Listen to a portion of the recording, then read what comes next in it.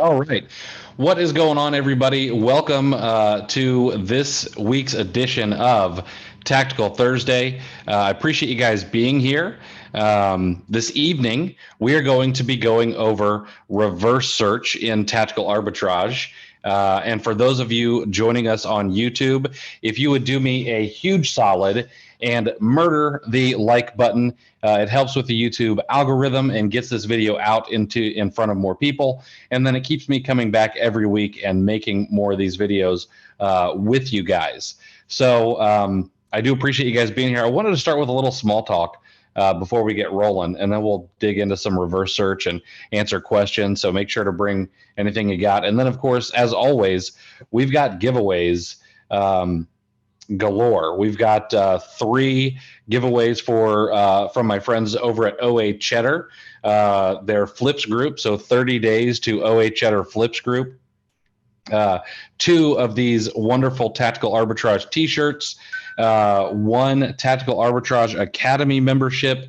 We'll do 2 IP alerts this week, and 3 100 count poly bags from Jonathan over at I Love Supplies. So I'll share how to sign up for that here in just a little bit. So I was going to start off with a question, kind of get you guys hopefully offering some feedback, get ready to ask some questions. Who started New Year's resolutions, and are you sticking to them? I was kind of curious to find that out from a kind of a broader audience than just the couple of folks that I typically talk to about that kind of stuff. And were they business or were they personal? Yeah, Simon, shoot me an email, man.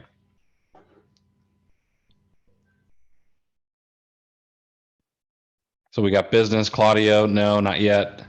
That's all right. It's still time to get back on track.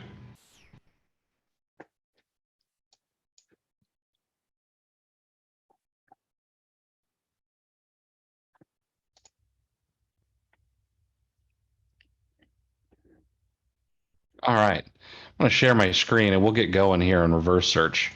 Let me share this. There we go. All right.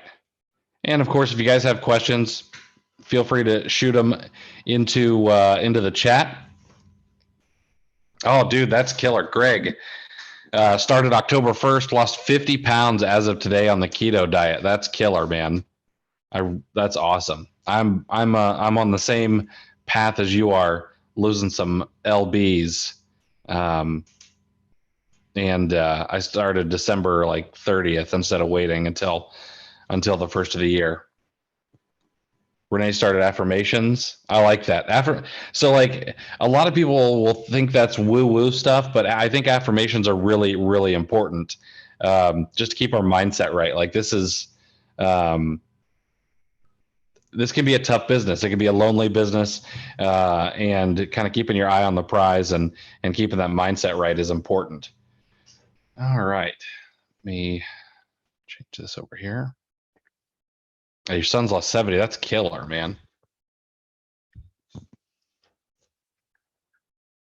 All right, so let's talk reverse search. There are a couple of things that you're going to need, I think, in my opinion, with reverse search. One of them, of course, is tactical arbitrage. 2, it's pretty important, in my opinion, to have Storefront Stalker Pro. Okay, Storefront Stalker Pro is going to allow you to go out to Amazon and pick up ASINs from searches, from storefronts, and from all kinds of things. Okay, so I'm going to show you guys how to do that here in a little bit. Then, of course, I do have a discount code for Storefront Stalker Pro, so you can save $25 off the price of it. And it's just a one-time fee, and it'll pay for itself pretty quickly. But let's dive into the reverse search. We're going to talk about the entire thing, how to use every single piece of it, and then, of course, we'll answer questions as they come in. So Let's talk first about what reverse search is. Reverse search is kind of the opposite of a regular product search. Reverse search allows you, rather than starting from Walmart or Target or Walgreens or whatever store you want to start from, you rather start with Amazon. You start with ASINs or you start with categories. And that's basically it. And then what Tactical Arbitrage will do is it goes out and it scours all the sites that are inside of Tactical Arbitrage, depending on how you have things set up, and it finds matches for you. Okay. And we'll talk about how I have mine set up. You can set it up so that it only shows UPC matches. You can set it up so that it also shows title and image matches. And I'll tell you what I suggest as well. And then let's talk a little bit about getting it set up. Now, with the cache, I always set my cache to 10 days, okay? When we get into the settings, we'll talk about it, but in the settings, there is a place where you can actually make it so that the data gets updated if it's older than 12 hours. So I have that turned on, okay? Slows things down just a hair, but this 10-day cache allows it to be super fast, okay? I do not turn on this cache only search. So what that means is if it's cache only, then it's only going to find data that's been cached on the TA servers within X amount of days, okay? With my cache, it's 10 days. If you have a newer account, so I have my TA account is old, but if you have a newer, less expensive TA account, then you might be limited to 5 or 7 days. I can't remember what it is. But I always set that cache out as far as I can, okay? And we don't do a cache only search.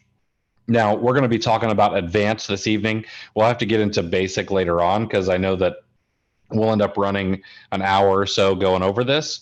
But one of the things that I do is I always turn on also show title/image matches. Now, what this means is if you have this turned off, you have this red, then what will happen, oops, sorry guys, what will happen is you're going to get UPC matches only, all right? So if there's not a UPC match, and now remember, UPCs are not only on, so Walgreens, for example, and Target, not all of the products have UPC codes, and it can be just because the website doesn't show it or all kinds of things. It may just be one is missing, maybe one is wrong, all sorts of stuff. But the image matching algorithm has gotten so advanced that I always turn this on. And one of the reasons is that Alex has made it so that things like, let's say a Hot Wheel car. Let's say a Hot Wheel car on Amazon is out of the package, but on the source site, it's in the package. Well, 9 times out of 10, Tactical Arbitrage can actually figure out from that image that they actually match. Okay, they're both the same Hot Wheel car. So I always turn this on, and I'd rather see that.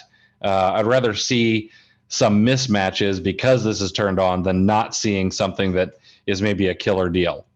Charles says the cache only goes to 5. Perfect. Yeah, so you'll see a 5-day cache.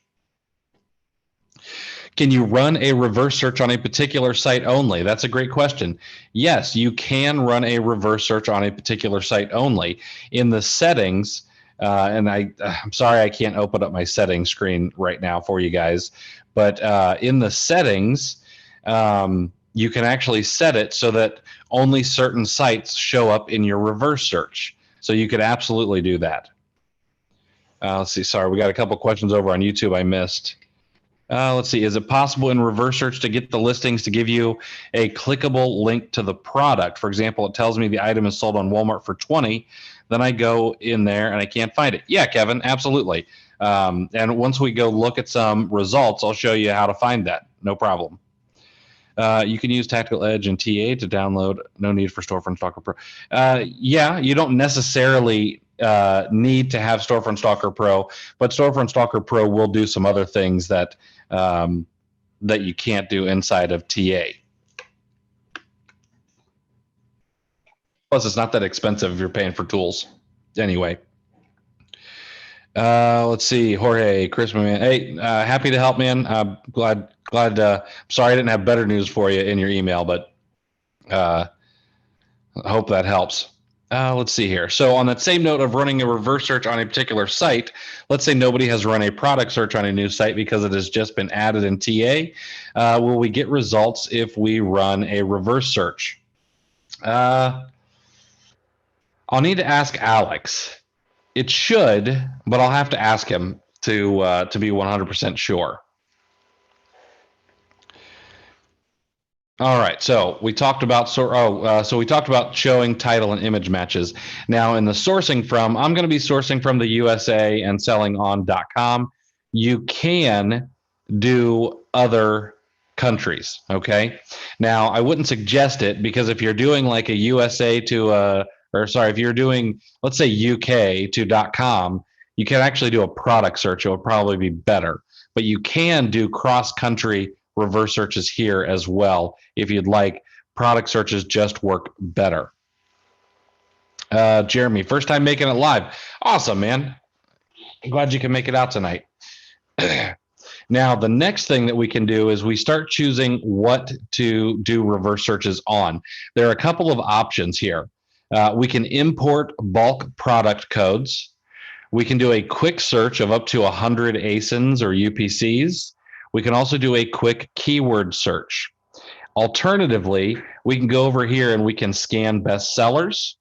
We can scan the most wished, or we can scan movers and shakers, okay?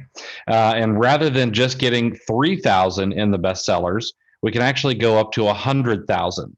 So if I turn this on and I choose toys and games, I'll reverse search the top 100,000 toys and games. If I go a little bit deeper, let's say I go here to toys and games categories, and then in the categories, I go action figures and statues.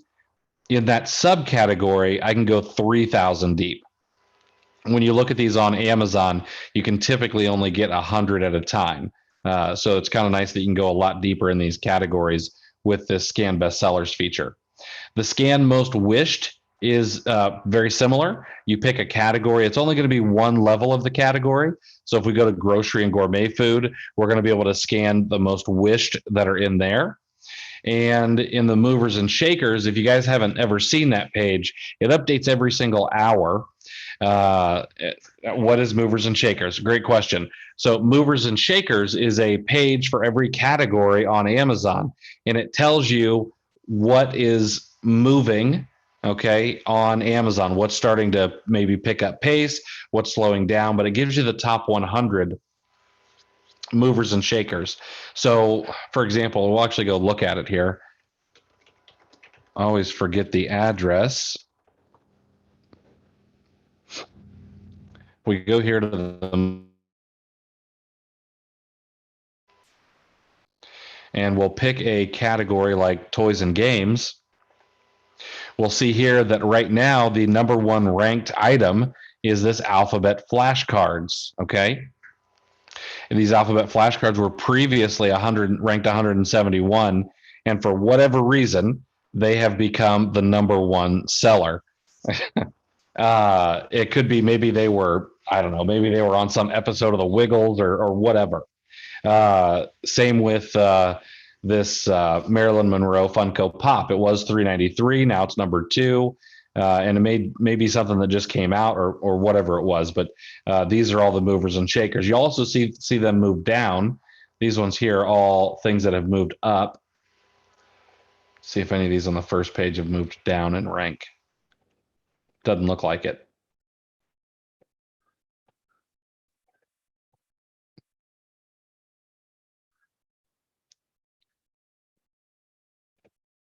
No, all of these have moved up. There's a great bundle. That would be a great bundle to hop on if you can find that stuff. But anyway, in movers and shakers, you'll find that this updates like every single hour. Okay. So in the next, in an hour from now, these things may be different. Something else may have shot up the ranks. Okay. But we can scan those with this movers and shakers here. It's especially helpful in Q4 when super hot items start selling like crazy. You can go look for them in reverse search with the movers and shakers and then try to be a fast mover on that. Okay, so we're going to go over importing bulk product codes. Now, the way to do this is to have a list of ASINs. Okay, and that's what you need to have. You need to have a list of ASINs. Now, the way that I do this is I use Storefront Stalker Pro. So if we go to tell you what, in toys and games, I'm going to look for Spider-Man. Okay. Spider-Man's one of my son's favorites. And in the toys and games category, there's over 10,000 results. I'm going to look for just action figures. So I'm going to go action figures.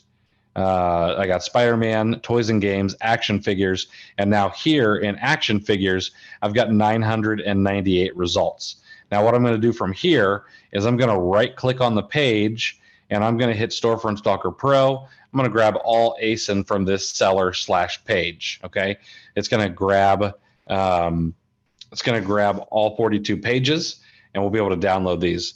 Kevin, I keep a list of ASINs of every item I sell. Absolutely, you should do that. You can, if you don't have those, you can grab those from Seller Central. But you can absolutely keep a list of every ASIN that you sell and reverse search them on the regular. Matter of fact, sometimes I will go back to the year prior and grab my ASINs from Seller Central, which I can't show you how to do right now. And I'll reverse search the stuff that I sold a year ago, and you'd be surprised how much of it is still profitable and we've just forgotten about it. So we've gotten these ASINs here from TA or from Amazon with Storefront Stalker Pro. What I'm going to do is I'm going to call this Spider-Man action figures, and I'm going to save it in this TA format. Okay, so I'm going to click save in the TA format, and all that's going to do, I won't be able to, I just am sharing my Google Chrome screen instead of my desktop, is that's going to give me just a list of ASINs, those 42 pages of ASINs. Okay. And in here, when we import the bulk product codes, we're going to upload a new file. And if you saved that to your import or your Google Drive, you can import it from Google Drive. But I saved it as a file. So I'm going to go here and I've got my Spider-Man action figures. I'm going to open that. And I'm going to click upload. And then what it's going to do is it's going to see that it's got ASINs, and I'm going to upload that. Okay. Now I've got how many ever ASINs are in that file in here and uploaded, ready to search. Okay. Now the next thing that we could do is we could do just 100 ASINs at a time if we wanted. Okay. So if I open up that file, I could go in and I could just grab 100 ASINs. I'm just going to grab like 60 of them. And in here, I can paste those. Okay. Doesn't matter if they're comma separated or if they're separated by a line, either one will work. And you could do a quick search of 1 or up to 100 ASINs. Now, I will be honest, I probably would not use this on a regular basis. I think it's not using reverse search in the way that it should be done. You should be throwing a ton of ASINs if you can. You should be throwing a ton of ASINs in there. Okay. However, that's an option that's available. Another option is a quick keyword search. Now, the cool thing that we can do here is if we turn on the quick keyword search, we went and searched Spider-Man. Okay. So I'm going to search for Spider-Man as my keyword, and I'm going to go to just the toys and games category. Okay. And then this is going to go grab all of the Spider-Man keyword items from the toys and games category. It's not going to get me as granular as when I went in and did Spider-Man in toys and games and action figure. It's going to do a bit of a broader search, but it will work. You could do Spider-Man, you could do undershirts, whatever keyword that you can think of, you can put in there. Okay. You've got your saved filters. Now remember, if you create a filter, your last used is going to be the one that comes up automatically. But if you create a filter, you can then save it as a filter. Okay. So let's say if we just saved this one right here that's set up, I can go in and I can call this Tech Thursday, click save, and now I've got Tactical Thursdays saved right here. Okay, I'm gonna go ahead and use the last used. And then remember, if you want, say, Tactical Thursday, if you want to delete it, you can click the red X and now it's gone. Okay, and we'll go to our last used. So that's how you can use the saved filter. We'll get into how to filter products here in just a minute. I'm a mover and shaker after moonshine. That's funny. Dumpster diver dad, what's going on? Now, the next thing is I would always suggest naming searches. Okay. So, for example, if I'm doing Spider-Man, I would call this a Spider-Man reverse search. And then I would do action figures. Okay. Just that way I have an idea of what I'm searching. All right.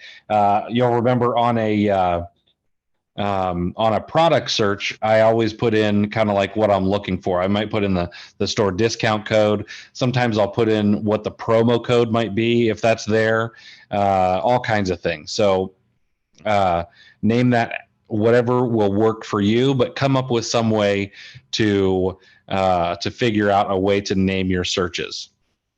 Christine, would you be willing to go through some Seller Central settings one week and maybe also show how to grab ASINs from Seller Central? So I have 2 Amazon seller accounts, but I sell on both of them. Let me see about opening up a 3rd Amazon seller account so that I can just do teaching from it. Then I can just call it whatever, and I don't have to worry about showing you guys.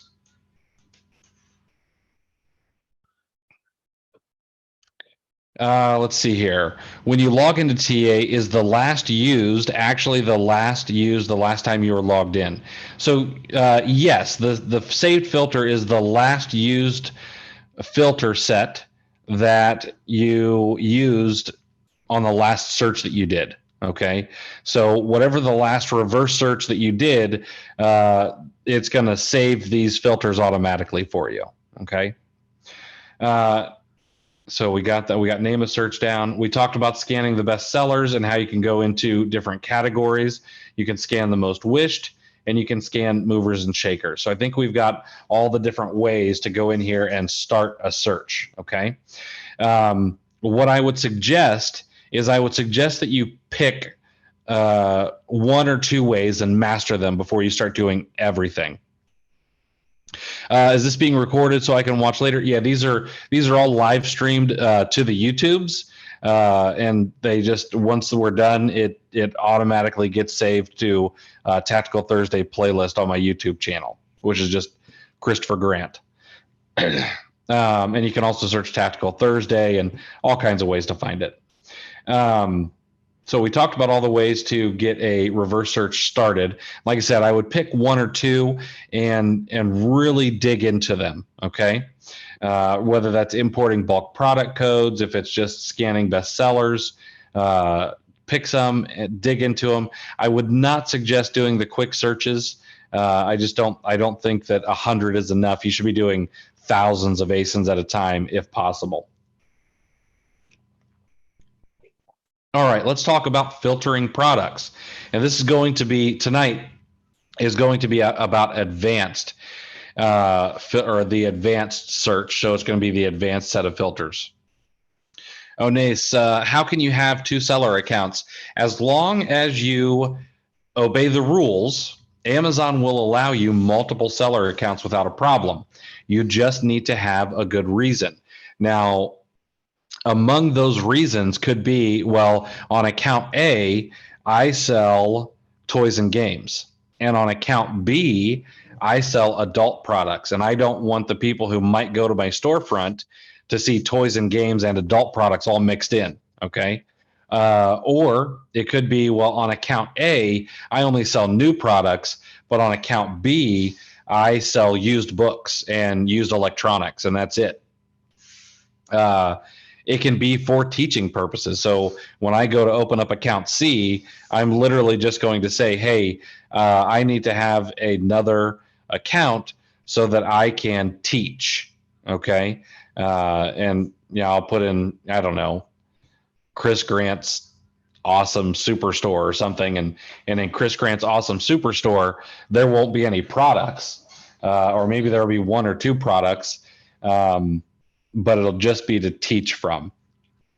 Now, the one thing that you also have to do is if you have multiple seller accounts, you're not able to cross list. So if I have Chris Grant's awesome superstore 1, 2, and 3, I cannot go and put this Spider-Man action figure on all 3 accounts. Okay. So that's what you gotta remember that. Won't you have to pay the monthly $40 fee? If you want a professional account, yes. It's not necessary to always have a professional account on all 3. So like for the third one, I will probably opt for a free account. But on A and B, I pay the $39.99 a month for both of them. And I can use them for all kinds of things. I could have 2 TA accounts running under each account or something. I could, whatever I want to do.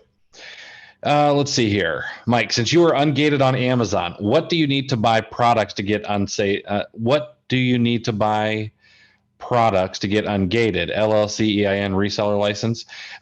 So it's going to depend. So to get ungated on Amazon, what do you need to buy? You're going to need to buy products that come with an invoice, okay, a legit invoice from a wholesaler 99.9% of the time, okay? Now, to get an account with a wholesaler or a distributor, you are typically going to need an EIN and or a reseller license. They won't necessarily make you have an LLC. I got my first wholesale account before I ever had an LLC. The nice thing about America is you can throw up a shingle and say, I'm in business as Chris Grant Superstore, and that's it. You're good to go. But dealing with another business, you'll need to be a little bit more legit. You'll need an EIN, a reseller license, all of which you can get without having an LLC. And the reason I say this, because most people will say, you know what, if you're not going to take the time to do this the right way, then just forget about it. But I don't want someone to not take action because they don't think they have all their ducks in a row. Okay. If getting your LLC keeps you from, getting an EIN and a reseller license, which in most states you can, EIN is federal and you can typically have that in a couple hours. Reseller license might take, I know here in Florida, we had it same day. But if that's going to be what keeps you from taking action because you don't have an LLC or an S corp or whatever set up, I don't ever want someone to be in that position. Let's see. Does TA work on professional accounts only? So the answer to that is yes and no. A tactical arbitrage account only allows you to use a professional account with your MWS keys to get updated information. If you don't have a professional account, then you can still use TA, but you're going to be limited to only products that are in the cache, and you won't be able to update anything. Okay.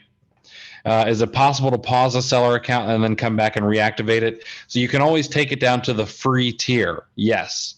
But I would never try to close my account. I would go down to the free tier. Let's say I wanted to take some time off and I knew I wasn't going to sell anything. I would downgrade to the free tier, but I would not close my account or anything like that. I would just bring it down to the free tier, and then you can always go back up later on. Is tax exempt certificate enough? Tax exempt certificate and reseller license are really the same thing in 99% of the cases. In Florida, they call it a resale certificate for sales tax.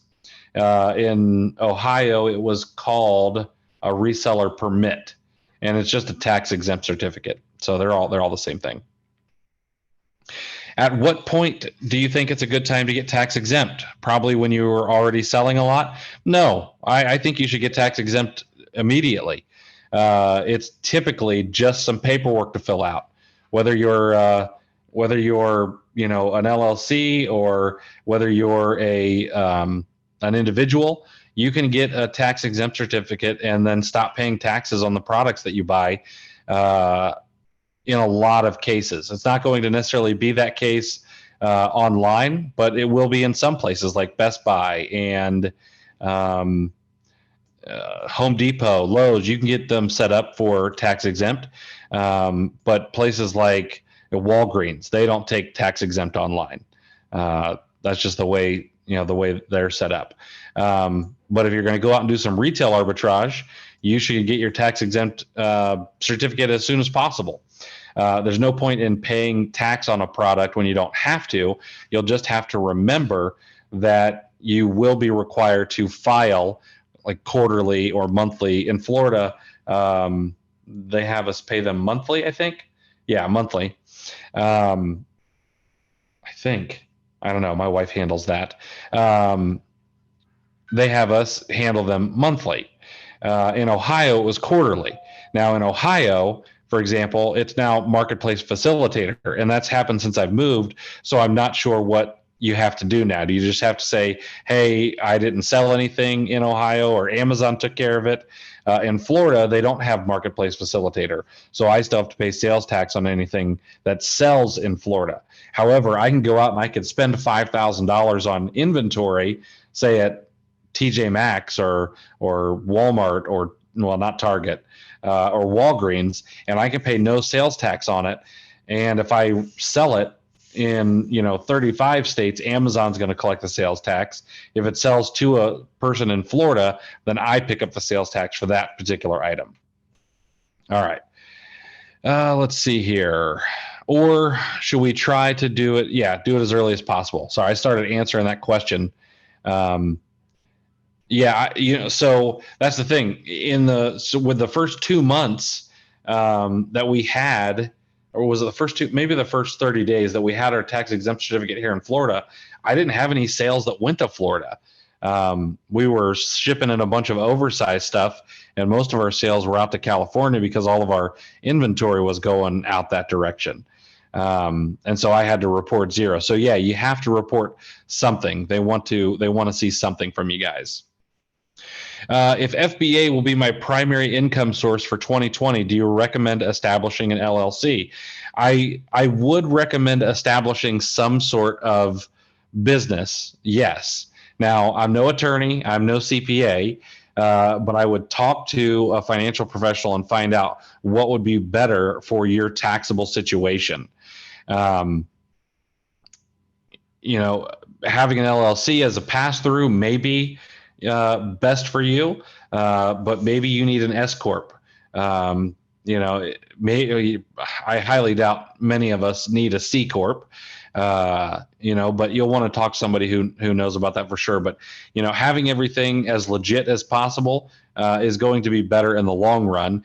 And then the other thing that I would suggest is if you don't have insurance, get insurance, because if you get sued, an LLC or an S corp's only going to protect business assets, things like that. But you might as well just have some insurance that will take care of the attorney's bills and all of that stuff.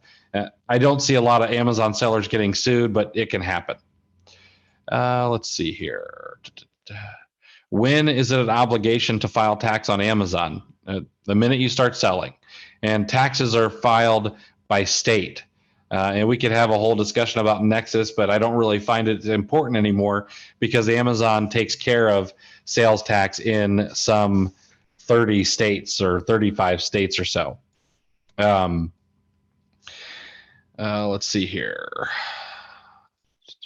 What is usually the maximum items you can buy from retailers online, and have they ever stopped you from reordering more after they have sold? So that varies by retailer. With Walgreens, they started putting a cap on me when I was ordering. The max they allowed you to order of one product in most cases is 36. I was going in and ordering 36 and then 36 and 36 multiple times, and so they kind of handcuffed my Walgreens account. And so now I order like 12 at a time. I wait a day or two, let them ship. and then I'll order again. And I typically don't have a problem.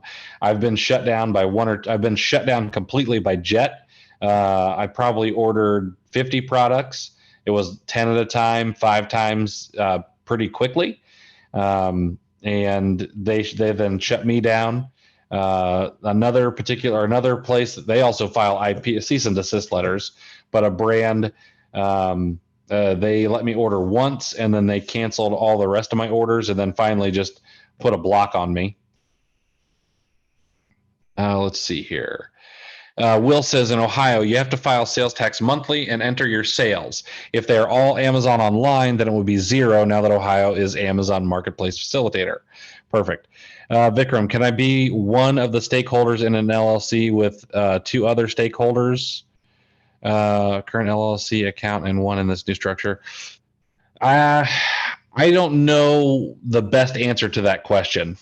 Like, could you be a stakeholder in an LLC and that LLC have an Amazon account? Yes. And then could those other 2 people open their own Amazon accounts?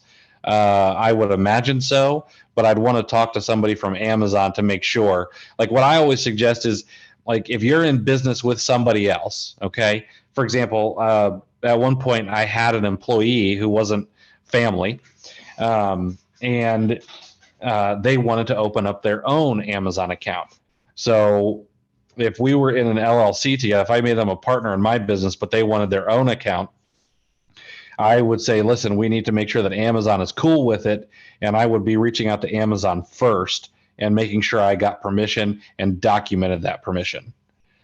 Is there a way to know what items on Amazon are seller fulfilled Prime? I don't think so. So yeah, there is a way to know. You would see on a product page that it's shipped and sold by the seller, but you'd see, well, they don't necessarily have the Prime badge anymore, so it's kind of hard. There's not like a way to get that information in bulk, though, that I know of. Have you ever had problems with Big Mouth on IP? Not personally, but I've never really sold much of their stuff. Let's see here. I read you could file as an S Corp and pay yourself a salary. Yes, that is true. You can file as an S Corp and pay yourself a salary, which could help on some self-employment taxes. But again, this isn't a CPA show. I need to get Mark II, or I think that's how you pronounce his name, of Not Your Dad's CPA. I need to get him on the show. I'll see about doing an interview with him. I just don't know how busy he's going to be with tax season coming up. When opening a second account, can you get the daily withdrawal if you have it on your first account? No. When you open up a second account, it's exactly like opening up a brand new account. Is there a way within TA to know that the lister of the item is also the brand owner, even if the listing has more than one seller, so we can decide if we avoid selling that one? If not, any way to include this as a feature as an alert pop-up on TA. So IP alert actually works inside of tactical arbitrage. In the brand column, you got to have the brand column turned on. You'll see IP alert, the little green circle, or a red icon in TA. Let's see here. Let's see. Sorry, I got a few more here. Heard from an unreliable source that Big Mouth is a no-go. That could be. I'd have to look into it. I've never sold any of their stuff, so I can't say for sure. Sandra, first time here, definitely not the last one. Just found you because I got IP alert today. Information shares. Sandra, thank you so much. I appreciate that. It means a lot. Is IP alert in TA or is it extra? IP alert is a separate Chrome extension that myself and Nate McAllister built, so it is separate. We've got discount codes all over the place to knock it down, or maybe you'll win one tonight. We do give away 2 of them every week. Let's see here. Do you recommend using prep centers? Yeah, absolutely. Oh yeah, that's a good idea. So we do giveaways every week. I want to give everybody an opportunity to join the giveaway.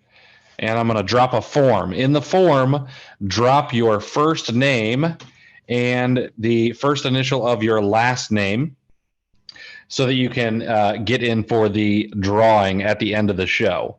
And we'll do a bunch of stuff. I dropped that Google form. I'll give it one more time. Helen, just hit that Google form link that I dropped in the chat there. Let's see here. Okay, do you recommend using prep centers? Yeah, absolutely. If you have more money than time, I would suggest using a prep center if you can't have your own employee. Okay, like for example, maybe you work 9 to 7 every day, and you can't have someone in your house prepping for you while you're gone. Then using a prep center would be the way to do it. You can reach out to like Prime Zero Prep. They're a great prep company. Charles Leslie of Network Prep is great, and they're both tax free. Charles Leslie actually has it set up so that he anybody who emails him at networkprep@gmail.com, his website isn't up and running yet, will prep the first 100 items for free. Yeah, networkprep@gmail.com. He'll prep the first 100 items for free if you tell him I sent you.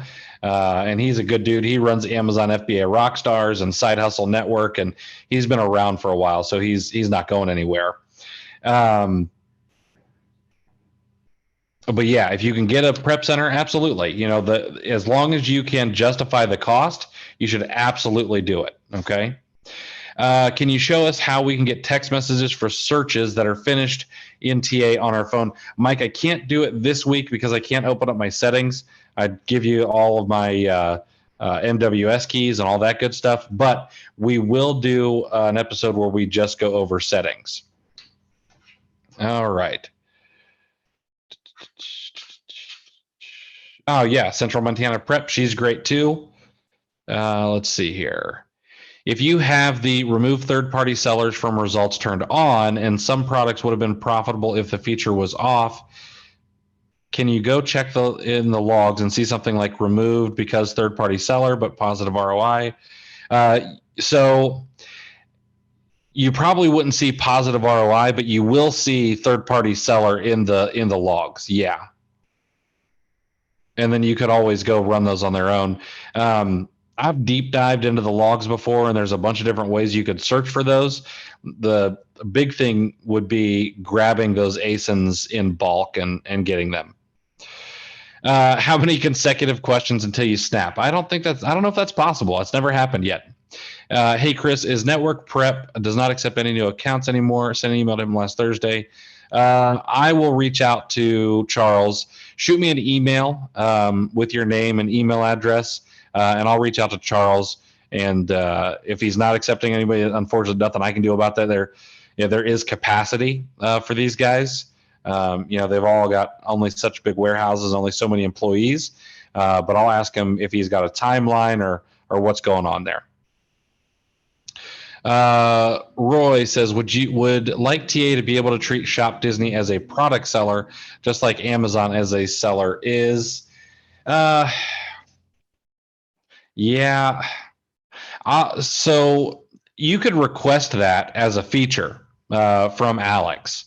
If you requested that as a feature, maybe putting in a particular seller, like with a repricer, I can ignore a particular seller on an item. Now, here's the one thing I would say about worrying about Shop Disney as a seller. I typically don't see them stay in stock for very long on Amazon. Richard, did I miss you running a wholesale scan? No, we took a vote whether everybody wanted reverse search or wholesale, and everybody chose reverse search by a landslide. So next week, we will be going over wholesale. And Will dropped in, text messages from TA are in your settings, notifications, enable search SMS notifications. It should be pretty easy to find, and I know that I've done it in another settings video. In the Tactical Thursday playlist, so it would be there. Okay. All right. I'm going to take a little break from questions. Make sure, if you didn't already, to fill out that Google form for the giveaways. And if you're over on YouTube, make sure to smash the like button and hit the subscribe for the YouTube algorithm. And it really, really helps. And I appreciate it. All right. So back to the filters. This first filter, you can set this up so that you get the set discounts. Now, Alex actually bought RevROI, bought the rights to all the source code and everything, and actually put it inside of Tactical Arbitrage. So when you open this up, you'll actually see that the discounts in here get auto-filled. Okay, discount number 2 gets auto-filled, discount number 3, and what these are cash back and discount gift cards. Okay, sorry. So these can be filled in automatically for you right from Tactical Arbitrage. Okay. Now, typically, I don't put these in, but it's possible. All right. And then if you know of any discounts that you might have, for example, I have a discount code to a particular store like all the time. I can throw that in here so that I can have those run on a regular basis. Okay. Now, typically, I do not turn these on. Okay. I want to just get items that are profitable without any reductions. And then the other thing I do is I always make sure to put in my sales tax here. When I ship to Florida, it's 7%. In my particular area, if you're shipping to your home, you'll want to make sure that that is the sales tax in your particular area. Sorry. Yes, I can post that giveaway link in the YouTube chat again. There it is. And I'll throw it down one more time in the Zoom chat as well. Let's see here. Okay. So make sure you have these filled out so you get the correct data. Okay. At least sales tax if you're paying sales tax. Now, in the next section, it's the remove. Now, there are a lot of options here, and I want to make sure that nobody over filters. Okay. So this first one is remove current ranks over X. You can also do average 30-day or average 90-day ranks. And then the other thing you can do is you can set up your settings here with the category product count. Now, what this is how many items are in each category. And then you can do the top 10%, top 7%, top 4%.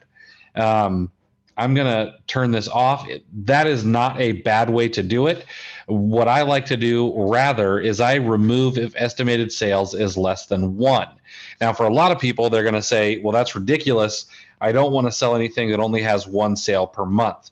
However, let's say that you find something that is out of stock, okay, on Amazon, and it may have been out of stock for 30 or 60 or 90 days. Then it may show the estimated sales is only 1 or 2 a month because that rank is going up and up and up. Now, I have an example of this right now. I can't give the product away, of course, but I actually just shipped in a product today that has been out of stock since I last restocked it. It's been out of stock for probably 60 days. And we just got in our order yesterday, and it shipped out today. This is something I can only buy in small quantities. I'm not able to buy it in large quantities, or else I would.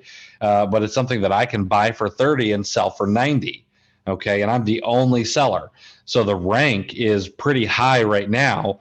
But as soon as mine gets in there, it's all going to sell really, really quickly.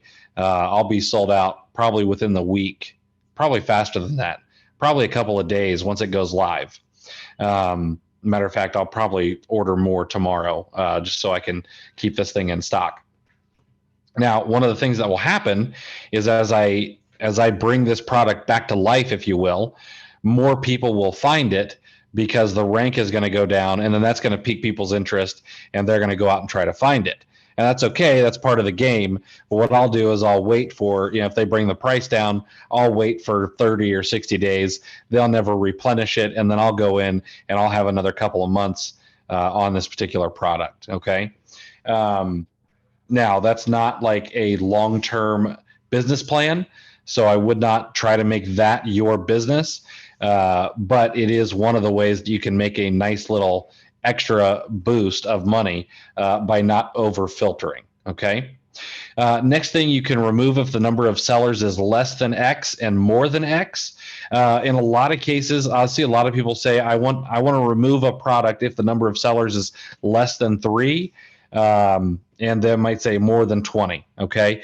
Now, I'm okay with you saying if the number of sellers is less than 3. You're still going to miss out on a lot of good products where it's not necessarily private label. Okay. If there's that particular product I just mentioned, there's no sellers on it. So if I used this filter, it wouldn't show up in my reverse search. Okay. And it's not a private label product. They just don't sell on Amazon. They only sell via a couple of different sites. So I like to leave these blank, and then I make my own decision based on the product itself. Is the brand name in the seller name? Has it only had one seller for 90 or 180 or how many ever days?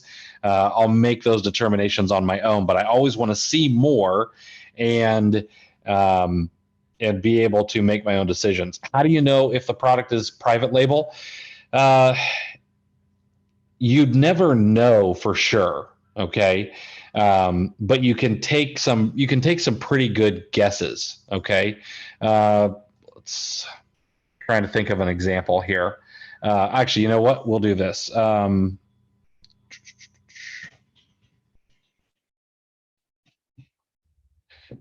So one of the great ways to pick out if something is a private label product is let's go to the product itself. Okay. Come on. Sorry, things run a little slow when we're doing live video here. So one of the things we can see here is the brand name is EUFY. Okay. This particular brand files IP complaints. They're fairly new to the IP alert database. I believe that they're owned by Anchor. Okay. But if we notice here, Eufy or whatever that name is, this is also sold by Eufy Home and fulfilled by Amazon. So right off the bat, I pretty much know this is a private label product. Okay. And then we can scroll down here and we can see, well, there's 3 offers and then there's 5 offers, but really quick, it came back down to 3. And then there were 4 and then really quick back down to 3. And if we go look at the actual, let's go look at all the offers. What we're going to see here is we've got Amazon Warehouse. We've got Cost Less Wholesale selling it as, is that used? Yep, used. We got Amazon Warehouse. Then we've got Eufy Home. And then we've got these other shops, okay? US seller, we ship from USA. Selling used like new. This person's probably drop shipping. But what we're seeing here is only 2 other people behind the brand are selling it as new. And I'll bet money, none of them are Prime, so they're probably drop shipping from somewhere. I would bet money that these people are not on the brand for very long because they'll end up getting kicked off. Okay. But really, it's just kind of figuring out what a PL brand looks like. One of the other things that you'll notice on a PL brand is the images in a lot of cases are going to be really good images. Okay. So this is a pretty perfect PL image for a private label product. It's got the white background, nothing else on it. And then we've got some lifestyle images. Okay. We can see it's recommended by Tom's Guide. We've got all kinds of information, how tall it is, its size next to a baseball. We've got another lifestyle image, more lifestyle images, okay, and then a video. These are the kind of things to look out for in a PL product. And sometimes you'll see them in a brand that just does really good brand management, or someone is doing really good brand management on their brands. But this is kind of the way to figure things out. Let's see here. Hey, you bought one of those during Black Friday? Awesome. I just bought a Roomba, and I'm kind of wishing I would have bought one of these to see how they are. What do you think of it, Troy? Let's see here. What category is the replen you just talked about? It is a health product. Okay. The next filter is remove if the number of competitive FBA sellers is more than X. Now, what this is going to do is this going to be based on how many sellers are competing for the buy box. And this is going to be based on whatever you have set up in your settings. I have mine set to 2% currently. So let's say that I find a product that's ranked number 100 in toys. I know that that's selling pretty well. But it's also got 75 sellers. Well, you don't really need to worry about there being 75 sellers. What you need to worry about is how many people you're actually going to be competing against. So if you can buy the product, let's say it sells for $50 and you can buy it for 10. Well, you want to know how many people are within the buy box range, and that's typically 2 to 3% or somewhere in there. There can be things like region and stuff like that that changes the buy box, et cetera, and so on. But 2% is pretty much going to tell you who's competitive and who's in the FBA space. Now, out of those, what I say, 75 sellers, maybe only 10 of them are actually competing for the buy box. And at rank 100, I know that maybe it's selling 1,000 a month. So if there's 10 people on the listing, or if there's 10 people competitive for the buy box, then I know that if I become the 11th, I should be able to get 1/11th. Okay, what is that? 8% or something of the buy box. Okay. Now, if I can see that one of the sellers only has 2 in stock, and they're competing for the buy box, and the other sellers all have 20 in stock, and I know that I'm going to come in with 10, then I really am only going to have to worry about 9 of those competitive sellers because one of them will probably be out of stock. Okay. So if you're going to use this, I would be wide on it. Okay. I wouldn't necessarily say that I only want to remove products if there's more than 2 competitive sellers. Be a little bit more liberal with that. Okay. You can remove third-party sellers from results. This is automatically done for Sears.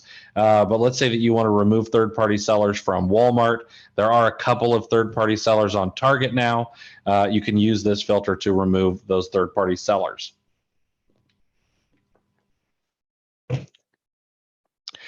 If it's a suppressed buy box, is the number of competitive FBA sellers still work? Yes, it does. Yes, it does.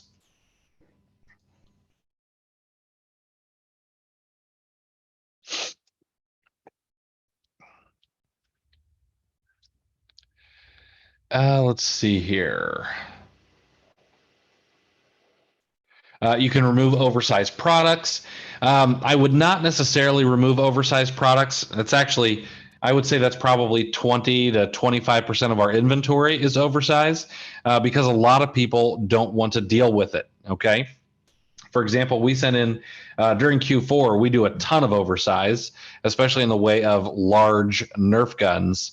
And we're sending in extra large boxes that only have 4 of these big Nerf guns in them at a time, and we'll send in 10 of those or whatever, and it's a pain in the tuchus, but it is it's worth it on a lot of occasions. Okay, I've told this story tons of times, but one of the most profitable things I've ever sold was actually a water cooler like you'd see in an office. I was able to get them for like $79, and we were able to get 4 or 6 of them. I can't remember. They're on clearance at a Kroger of all places. And we sent them in and we sold them for like $3.79. It was awesome. I had to Frankenbox the heck out of those things. I ended up like ripping up 2 boxes and putting 2 boxes over one of these items and then shipping them in. It was nuts, but we got them in. Would I set a number of competitive sellers? I probably will not. I don't typically set number of competitive sellers. What I do is I keep the I keep the column open for a number of competitive FBA sellers, and I'll look at it. And then I also will look at Tactical Edge and figure that out too. Because if, let's say that it's selling through pretty quickly, and maybe 2 of the 10 competitive sellers only have 1 or 2 in stock, well, I don't have to worry about them. So I kind of want to see more data before I filter them out. Let's see here. Remove if Amazon contains no weight or size data. That's going to be a judgment call for you. I typically don't like fixing listings and dealing with whatever has to be done to fix the weight and size data. So I typically, if it does not have weight or size data, I'll skip over it in a lot of cases. I'll also find that a lot of those are really crappy listings anyway. Maybe built by drop shippers, might be in hazmat review, all kinds. That was the one today. It had no weight or size data, and it was also in hazmat review. So I just skipped over it. Maybe I'll come back to it when it's out of hazmat review. You can remove if Amazon is also a seller and now in stock. You can do this if you want. Here's the reason I would not. Okay, the reason I would not remove if Amazon is also a seller and now in stock is because maybe Amazon goes out of stock on a regular basis. Okay, there are a lot of items where Amazon does this. They'll be in stock for a week, or they'll be in stock for a day, and then they go out of stock for a month or a week or a couple of days. Well, you can get in and take advantage of those gaps in Amazon being in stock. So you want to make sure to look at the history graphs rather than necessarily using this particular filter. You can remove if the number of reviews is less than X. So if you only want to sell products where there's 10 reviews or more, you'd put in the number 9. I wouldn't necessarily use this. There's lots of things that don't, like, again, back to the product that I just sent in. I think it has 1 review, but it sells really, really well when it's in stock. And I've never had a return, never had anybody complain, even though the price is ridiculous. And with just a little bit of Googling, they could find it for a third of the price. But I sell it at what the market bears. Okay. You can remove if the rating is lower than X. So this come in really handy for things like shoes and clothing. If you're doing a lot of those, maybe you don't want to sell anything that has less than 3 stars or less than 3.5 stars. You can do that. I typically don't use it, but on the occasion where I do sell shoes or clothing, I do typically want it to have a little bit of a higher rating. Rather than filter it out on the front end, I'll look at it on the back end. Okay. You can remove products with a source price of less than X and more than X. So if you want to source things if you want to remove products that have a source price of less than $10, and you don't want to source anything that's more than $50, this is where you'd put that in. Okay. Personally, I would leave this blank, and then I would go and use the column filters to do these, because just maybe you want to sell that product that's $65, but you can sell it for $175. Okay. And maybe you're willing to buy 1 at a time or something like that. You can remove products with an Amazon price of less than X and more than X. So let's say that you don't want to sell anything on Amazon that's less than 9. Maybe you don't want to sell anything that's more than $75 because you're worried about returns. You can do that here. Again, this is something that I probably would not do.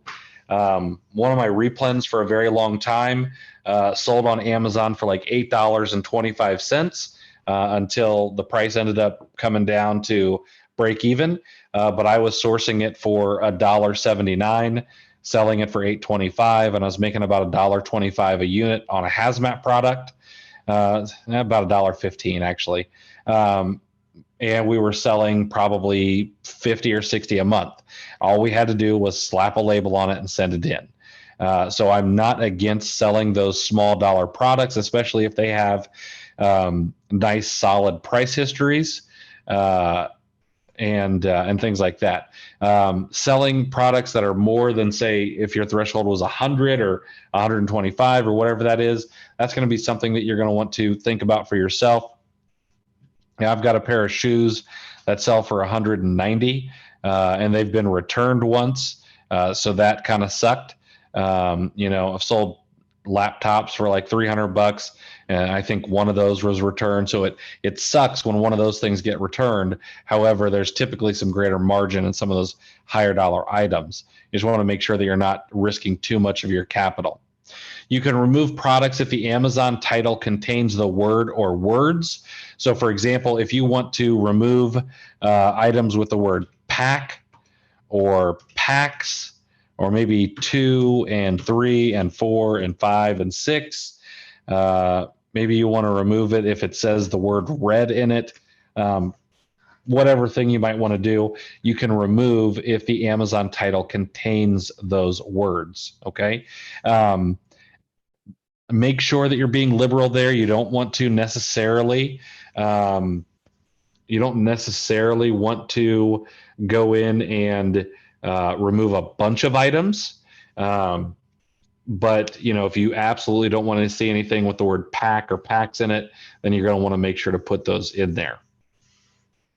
Here you can remove products containing brands. So if I can't sell Nike, whoops, spelled that wrong, got a space in there. Nike, if I don't want to sell Under Armour, maybe I don't want to sell that Eufy brand, you can do that here. So if that brand is in there, you can remove those. You can also set those up in your settings, and we'll go over that. That's more kind of a longer term play in the settings.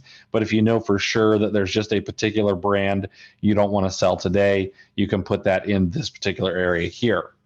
And then you can remove the product if the Amazon buy box is not at least X times the store price.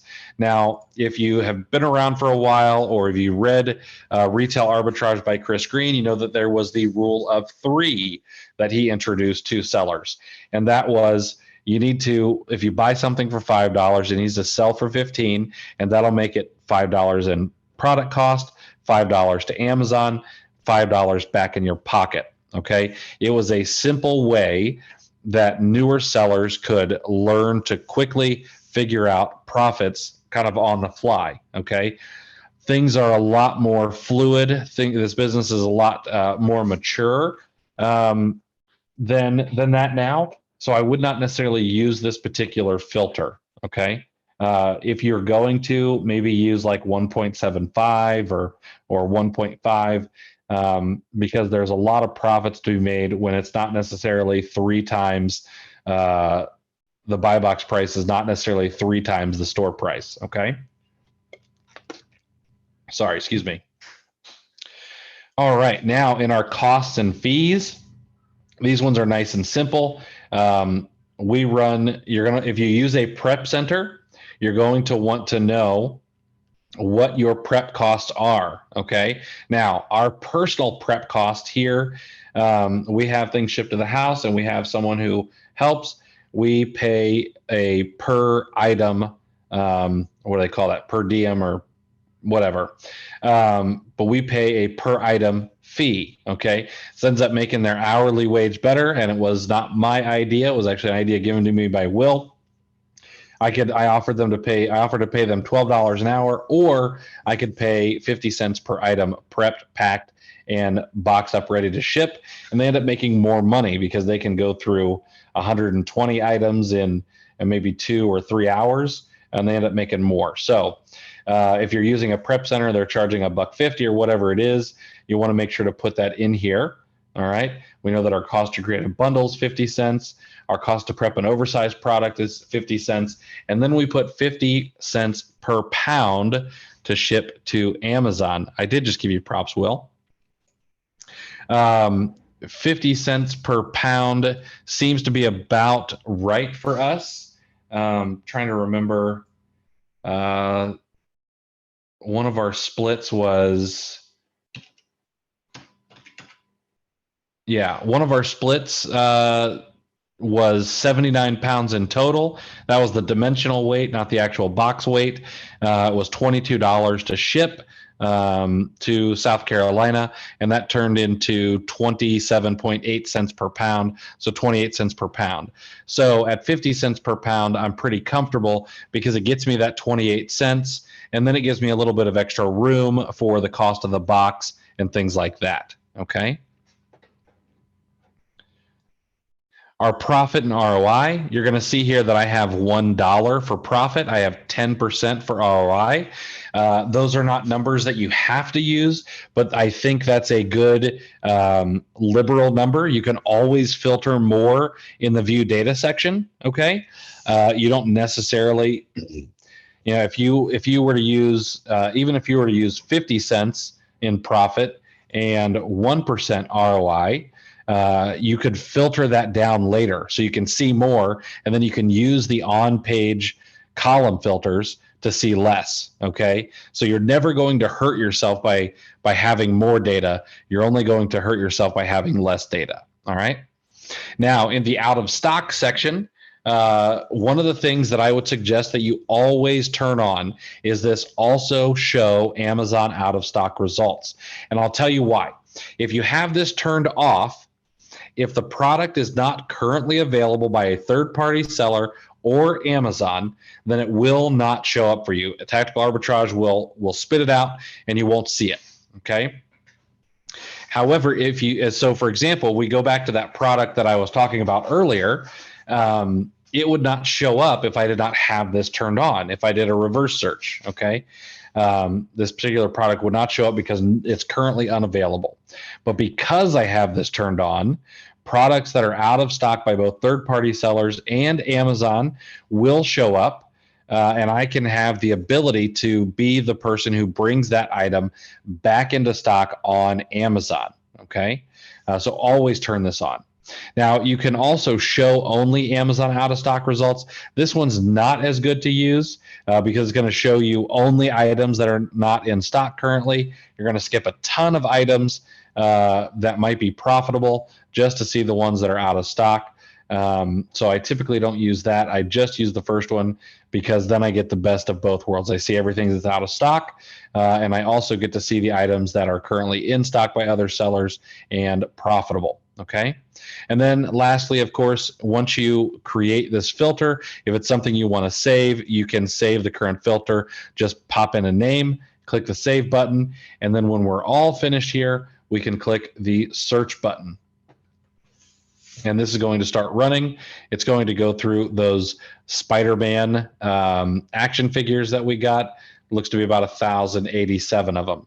Once you have set up and start running one reverse search, which of course will not take you an hour like we are here, you can click this start new search. Okay, it's going to pull everything up for you. All the filters, just like you set, are going to be in there. And then maybe next I'm going to do a scan bestsellers in the toys and games category. I don't have to set any of my filters up because I'm happy with them. And I'm going to click that search button again. And now, in a matter of just a few minutes, I've got 2 searches set up and running. Now, I personally can run 10. Those of you who have newer accounts, I think, can only run 7. But having 5 or 6 or even 7 scans running all at the same time, even if you were to tighten your filters a bit more, it's pretty much impossible not to find something that A, you can sell, and B, is profitable. Okay, just by doing this, you should find products without an issue. Okay. Let's go back here. I've got a few questions here. Do you prefer Jungle Scout, AMZ Scout, or Helium 10 for scouting, or do you use TA? I mean, I've used the free version of Jungle Scout to their sales estimator. Never used AMZ Scout. I've never used Helium 10. I use Tactical Arbitrage. I use Storefront Stalker Pro. I use RevSeller. I use RevROI when it's working. And I use KEEPA. Those are the paid tools that I have. And of course, Tactical Arbitrage. Let's see. I use the filter remove third party, but it doesn't remove it from Walmart. If you're seeing that on a regular basis, shoot that into support so that we can have the developers look at that. Jacob, I held a product for 6 months and Amazon just stopped being a seller today. I sold 25 units. That's what I'm talking about. I don't necessarily preach, holding on to it for 6 months, but I mean, you held on to it. Now it's, selling. The lights are selling out of it. That's great. Hopefully Amazon stays out of stock for a while and you can actually replenish that product. That's awesome. Mike says, would you sell an item where the place you bought it from is selling on Amazon as well? For example, is a seller for the same item you bought it from? Yeah. So here's a great example. There are, I have sold products that I've bought from the Disney store, where the Disney store is also selling on Amazon. And I do that. There's a couple of cases. One, maybe the Disney store is having a big sale and I can just get it way under what they're selling it for on Amazon. And then the other thing I might do is find out if they're selling it on a regular basis. Like Disney store goes in and out of stock all the time. Okay. But maybe the place that you're mentioning, Mike, maybe they're in stock on Amazon all the time. If I can buy from their site profitably, I'm just going to do it. And if they want to give me a hard time, they can. But typically, I doubt you're probably going to see that. A good example would be Zappos.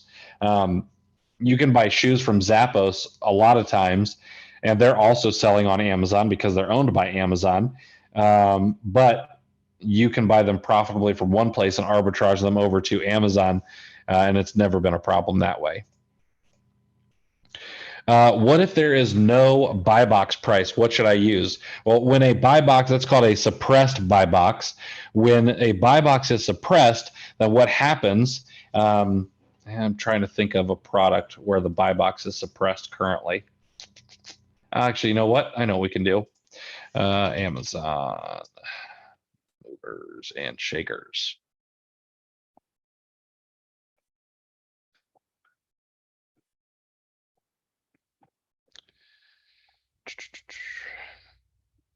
Pull up this toys and games here. All right. This alphabet flashcards does not have a buy box. So this alphabet flashcards is suppressed. This is what is a suppressed buy box looks like. So what you're going to want to do here is you can hit see all buying options. Let's see what it pulls up. So it's pulling up one of the side pop outs here. Maybe.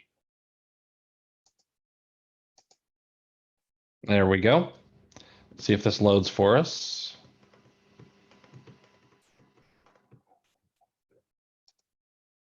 Not sure why that's not loading.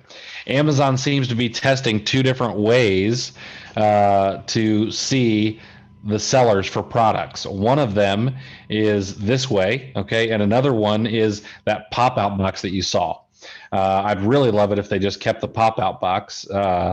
Anyway, so when a buy box is suppressed, typically what you're going to be doing is you're going to need to be the lowest priced. So for example, these folks are $199 plus $399 shipping, so they're the lowest priced right now, okay?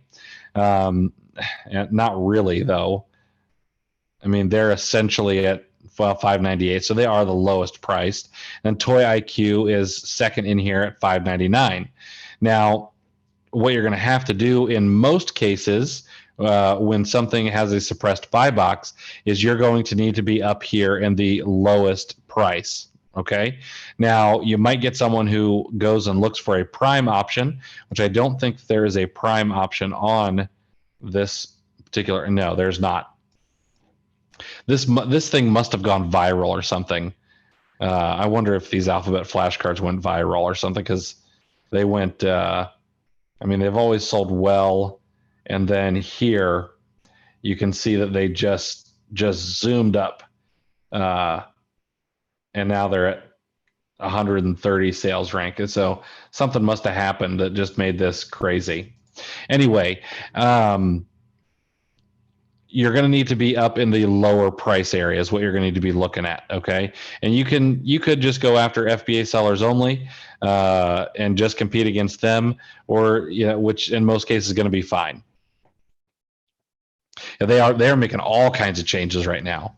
Let's see here. In the only keep data if gross ROI is at least feature, can we put a negative number, or will it only accept positive numbers? Jenny, that's a great question. My question to you is, are you going to be drop shipping on eBay?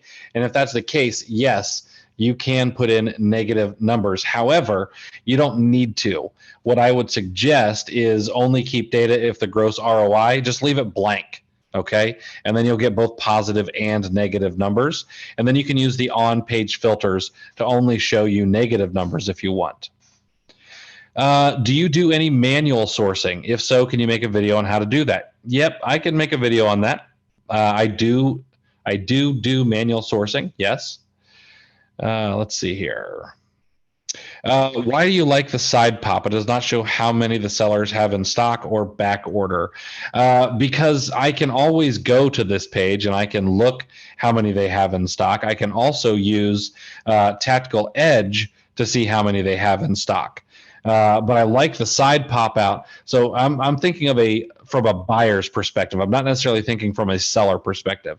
From a buyer perspective, the side pop out, okay, this little thing over here, probably not going to pop out again. Anyway, when the side pop out comes up, it seems to be less friction than having to go to a whole nother page. Okay. What we have to remember is every time something has to load for a customer, they're leaving sites. All right. If you listen to Neil Patel at all, he's a digital marketing god, if you will. Walmart increased their page load speed by 2 seconds, and it increased their purchase rate by like 15%. Okay, so anything that causes less friction for the buyer, I'm down for, because it'll end up increasing sales in the long run. Let's see here. Can you search a big mouth product and see if your red alert comes up if you have time? Why would you manual source rather than using TA for OA? So 99% of the time, tactical arbitrage is what I'm using. Okay. However, let's say that I want to go, I'm going to go to Amazon here. And let's say that I want to look up a Valentine bundle. Okay. Valentine is the next holiday that I can think of coming up. So tactical arbitrage is probably not going to find this particular product, this bundle right here. Okay, this bundle's already ranked 9,000 in grocery, selling at $29.95, and I'm gonna bet money that these were either purchased from a convenience store wholesaler or someplace like Dollar Days or something like that. Okay, and these were all bought on someplace they could get them real cheap. Heck, these may be coming from Costco. That's a Palmer. That's a Dollar Tree brand or Dollar Tree candy. But they're buying these somewhere for really, really cheap, putting them into a dollar store wicker basket, and then selling this for $29.95. Now, there's probably not a lot of room in this particular product, but I could use this as an example of a bundle that I might want to make. Or I could just go and make this bundle if I can do it 100% properly. Now, what they have done to really separate themselves out is they've had a custom printed box. So I can't really go in and create this. Okay. But I could take this as an idea and I could create my own bundle. All right. And you're going to see all kinds of different bundles in here. I got Valentine's window cling bundles. I guarantee that you could go buy these from the dollar store for $1 a piece. And if you can find all of these, I know that this one on the right is a dollar store item. Now at $9.99, just based on some of the things I have in my settings, 50 cents a unit to pack this up, 50 cents shipping, etc. I'm not going to be profitable at $3. But if you could go find this somewhere else for 50 cents a piece, then I would be profitable. Okay. So these kind of things are not really great for tactical arbitrage. All right. These bundles and stuff, but there can be a great way to make some coin. And that is where, manual sourcing comes in. Let's see here. Do you only have one Amazon store or more than one? I have two currently.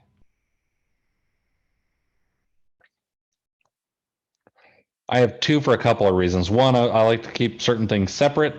And then I also have people who, surprising as I might be, there are a few people out there who don't care for me. And so I've had my one of my Amazon accounts doxed before. Does TA pick up multi-packs? Yes, TA does pick up multi-packs.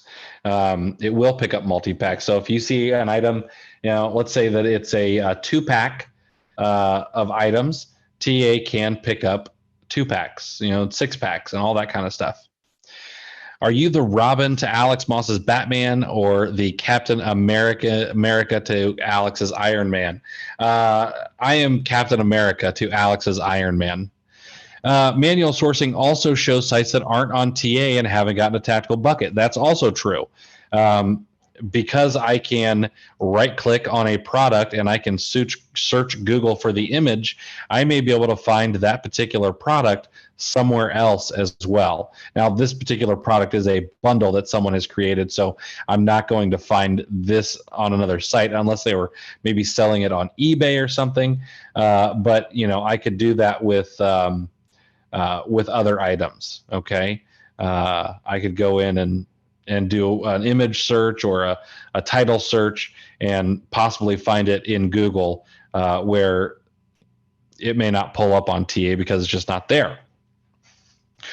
Let's see here. Sorry, I got a few YouTube questions. Do I have a tutorial for XPath? Nope. I can tell you how to hire somebody for XPaths. I've had over 100 built, but I do not know how to build them. I have a tutorial on how to install them. Would you sell a product that's priced higher against Amazon Fresh, Pantry, or Whole Foods? Yes, I would sell a product that's priced higher against Amazon Fresh, Pantry, or Whole Foods if the data shows me that it sells at that price. So I don't make any decisions. I will use my gut instinct on occasion, but I don't make any decisions without data. Okay, so if I can see a product, like let's say for example a package of seasonal M&Ms, Amazon Pantry may have those seasonal M&Ms. The thing is only people with Prime memberships are going to buy Pantry.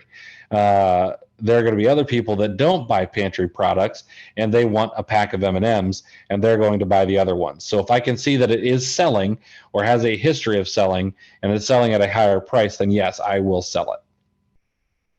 You mentioned in a previous video you use TA to search for individual gifts, items for your loved ones. Do you just do an individual ASIN search? Yeah, when I've done when I found something that someone wants, I'll do a quick ASIN search and see if I can find it somewhere cheaper. Let's see here. Is it possible to have a Tactical Edge extension directly from a product page rather than grabbing the ASIN and going into TA for Tactical Edge? Currently, there's not. No, that's not true. Sorry. Yes, you can see this little hummingbird hover graph right here. If you, oops, I'm not on a page. Sorry.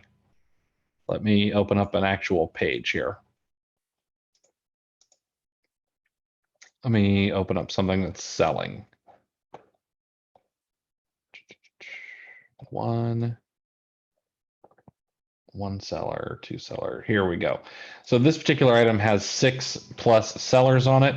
This little tactical or this little hummingbird hover graph you can open and you're going to get the graph on the particular item.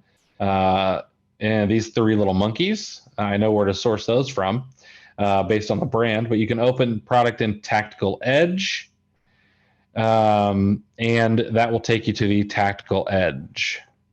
How many SKUs do you usually have in your stores? It varies by time of year, but typically somewhere between 100 and 175. Just depends.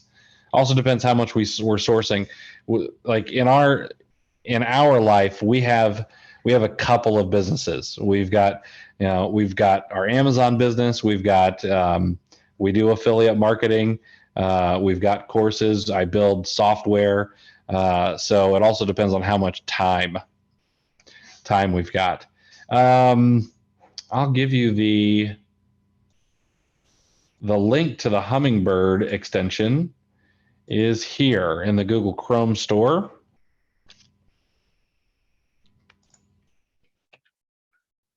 There you go. You can get that Hummingbird.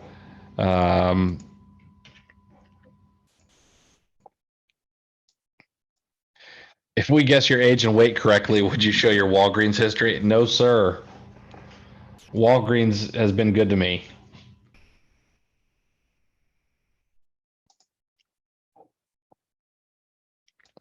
Okay, so we answered the what if no buy box price. Answered that. Which one do you think is more accurate at giving the estimation sales per month, KEEPA or Tactical Arbitrage? So they're all estimations, whether you're using Tactical Arbitrage, Jungle Scout, or any of the other BuyBot Pro or anybody else who estimates sales velocity. Okay, KEEPA does not estimate sales velocity. All right, a lot of people say, "Oh, they show me the drops in the sales rank per month. That must equal the number of sales." I absolutely guarantee that it does not. This item shows that it's got 14 drops in the sales rank over the last month. What we can see here is here and here are confirmed sales, but I can guarantee this is, what category is this? Toys and games. I can guarantee that between 195,000 and 88,000, probably more than one sold. And I would bet money that 1 or 2 or 5 sold while it was on its way back up, and then more sold here to bring it down. And then it started really selling through. Okay. Now, sales rank is it's a lot bigger than just one sale equals the rank dropping. It is in compared to other items in that particular category. It's newer sales are weighted more than older sales. So a newer sale will drop the sales rank more, especially if it starts really picking up. So there's a lot of things. There's a lot of things that influence the sales rank.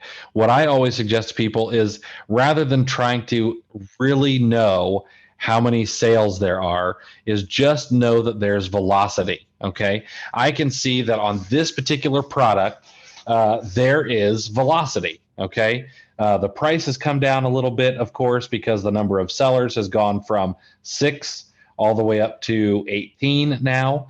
So the price has come down, but I can see the velocity is really moving.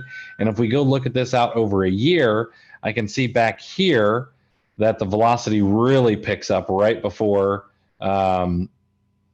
Valentine's. Okay, and then we can see price starts, or the rank starts going back up, and then Valentine's is over, and bam, it starts shooting way back up. Now, this particular product looks to sell all year round, but definitely not in the same velocity as it does from now until a little bit around Valentine's Day. Okay, so look for velocity rather than number of sales.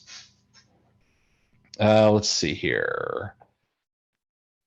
A sales rank is the cake of Portal. I'm not a gamer, but I'll agree with you. Can the Hummingbird extension be modified so that ROI and profit can be shown in Tactical Edge? You'd have to ask for that from Alex. Send in a request and kind of explain that out a little bit. I don't build that. At most retail stores, they divide their ordering into low velocity and high velocity. Might help if you look at sales rank like that. Yeah, exactly. For example, excuse me, I just ordered a product that where I ordered 4. I could have ordered 20. I could have ordered 50. However, I looked at the velocity, and I can see that it's probably only selling maybe 5 or 10 a month. I can't really tell for sure. I just know that it's got some velocity every month. Okay, the product looked more like this part of the KEEPA chart. Okay, now this, if you just look at this, you're like, oh well, this only sells 1 per month. Out here, it's probably selling a couple more than that. It's probably selling, I don't know, 3, 5, maybe 10. We don't know for sure. The only people who know are the people who actually have it in stock when these sales are happening. Okay, but the product that I bought has a KEEPA graph that's kind of similar to this. It's more like 2 or 3 of these rank drops every month. So I bought 4. It's got a nice high profit margin on it. So even if the price comes down, I'm still profitable. And if those 4 sell out faster than I want to, or faster than I expect, then I can always replen, and I could go deeper the next time. Okay, that's really what this game is all about. Find an item that you think looks good, KEEPA graph looks good, history chart looks good, it's profitable, and then you buy some, you send it in. If they sell as fast as you hope and the price stays, then you go buy more. Okay, that's really about it.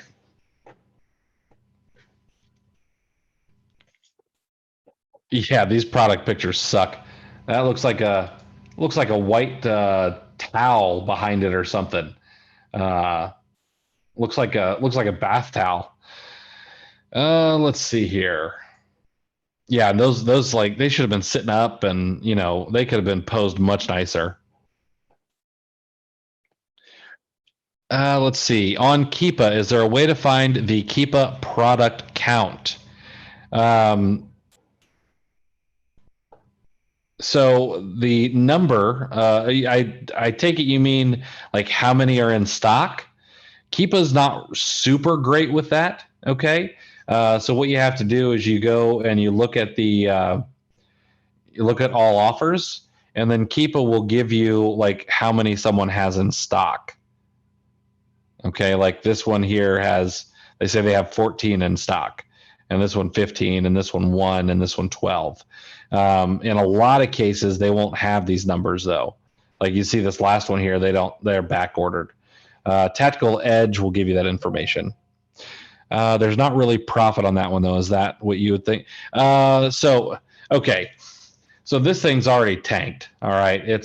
So I'm not going to feel bad about this. If anybody's on this, I'm sorry. These particular products, these are Dollar Tree monkeys. Okay. Greenbrier is a Dollar Tree brand. So they're buying these for $1 a piece. They got $3 into it. You can get tax exempt at Dollar Tree. Nobody probably has this in there as small and light. So you're making 34 cents. Now that's based on my settings in RevSeller. Okay. If you're doing your own prep, and you don't have to pay anybody, then you might be able to, squeak out another 50 cents. I've also got sales tax built in here, so there's a little bit more. So you might be able to make $1 on these. All right, let's see here. Will you have a session on how to buy individual items on TA and selling as packs or bundles on Amazon? We could get into that, yeah. How long do you keep inventory at Amazon? I try not to keep anything over 90 days. Once I hit the 90 days mark, I'm liquidating inventory to get that money back, even if it's at a loss, just so I can turn that into a better buy. What department categories are the best to start selling in? Whatever you are ungated in, that is what you should be trying to sell. If you are gated in toys, if you're gated in groceries, don't sell there. If you can sell home goods, sell there, and just learn a niche. That's the best thing you can do. Usually I get from bestsellers or movers and shakers products that are selling with very low prices in Amazon. Probably sellers are liquidating them or got good deals from wholesalers. Uh, I mean, that's going to happen. That's part of the reason why they're bestsellers. See, so this is one of the problems that a lot of sellers, especially newer sellers, have, in my opinion. Okay, everyone wants to go out and they want to find a product that is 100% ROI. I'm going to buy it for $5. I'm going to make $25, and it sells 5,000 units a month. That's just, if you're strictly wholesale and you want to have some lower margins, or you're heck, even with wholesale, you don't have to do this. Like, you can make a really good living having 150, 200, 300 SKUs that sell 4 to 5 to 10 times a month, and you're replenishing them over and over and over again. Okay, I mean, that is really, I mean, this is a numbers game. It's an absolute numbers game. Okay.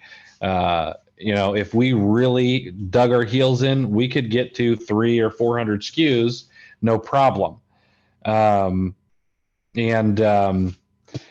things like that. So, all right, guys, I'm going to have to cut this a little bit short. I just got a note and I've got to go take care of some family things. I apologize. I'm going to have to do giveaways privately. I will email you. Actually, I can't email you. So we're going to have to postpone giveaways, but unfortunately, I've got to run. I appreciate you guys. I will see you guys next week. And sorry about having to get off here so quickly. I'll talk to you guys soon.